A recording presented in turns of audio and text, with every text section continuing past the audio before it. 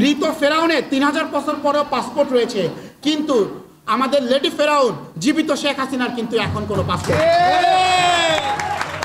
যেহেতু আমি মুজিবের ফ্যাসিবাদের বিরুদ্ধে আমি নিয়ে কথা বললাম, এক্ষেত্রে আপনাদেরকে একটি নতুন তথ্য দিতে চাই। আপনারা অনেকেই হয়তো মানে আমাদের অনেকেরই তো অজানা তথ্যটা। দেখেন, পতিত স্বৈরাচার ফ্যাসিস্ট শেখ হাসিনা ভারতে পালিয়ে গিয়েছে। শেখ হাসিনার পাসপোর্ট বাতিল হয়েছে, তার কিন্তু এখন কোনো পাসপোর্ট নাই, তার একটা ট্রাভেল ডকুমেন্ট রয়েছে। যেই হাসিনার নির্দেশে মুহূর্তেই সবুজ পাসপোর্ট লাল হয়ে যেত, মহিলার এখন কোনো পাসপোর্ট নাই। তবে আপনারা জেনে অবাক হবেন, যেই ফেরাউনের কথা আমরা শুনি, ফেরাউন সেকেন্ড রামেসিস, তার কিন্তু একটা পাসপোর্ট রয়েছে। ফেরাউনের কথা, ফেরাউনের মানে ফেরাউন যে খোদা দাবি করেছিল, কোরআনের 27টা সূরায় 75 জায়গায় আল্লাহ রাব্বুল আলামিন ফেরাউনের কথা বর্ণনা করেছেন। 1881 সালের দিকে সম্ভবত ফেরাউনের লাশকে আবিষ্কার করা হয়, তার মৃত্যুর প্রায় 3000 বছর পর। তো ফেরাউনের লাশ নিয়ে পরীক্ষা করতে চান ফরাসি চিকিৎসা বিজ্ঞানী doctor Morris Bucaille. Morris Bucaille চিকিৎসা করার জন্য যখন সিদ্ধান্ত নিলেন, তখন ফেরাউনের লাশ ছিল মিশরের কায়রো জাদুঘরে। মিশর থেকে ফ্রান্সে ফেরাউনের লাশকে হস্তান্তর করতে হবে। নৈতিক নিয়ম হচ্ছে কোনো মৃতদেহের হস্তান্তর করতে। একমাত্র ব্যতিক্রমী দেশ হচ্ছে ফ্রান্স, কারণ ফ্রান্সে জীবিত বা মৃত যে কারো প্রবেশের জন্য পাসপোর্ট প্রয়োজন হয়।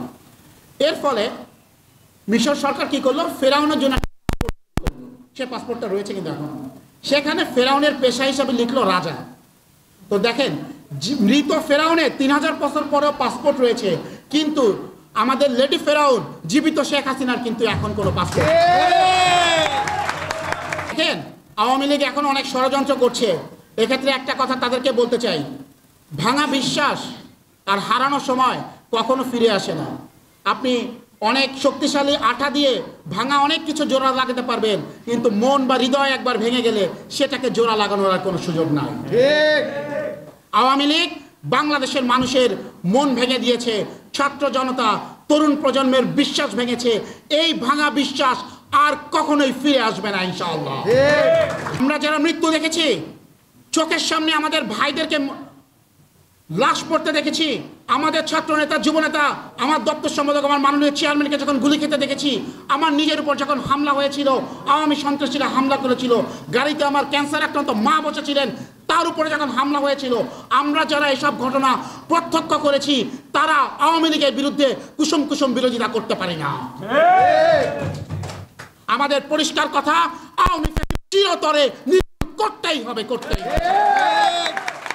সুশীলতা বাদ দেন, সুশীল আলোচনা করে কুসুম কুসুম মিষ্টি মিষ্টি বিরোধিতা করে কোনো রাজনৈতিক ফায়দা হবে না। নাৎসি পার্টি যেমন নিষিদ্ধ হয়েছে, আওয়ামী লীগকেও ফ্যাসিস্ট দল হিসাবে কিয়ামত পর্যন্ত নিষিদ্ধ রাখতে হবে।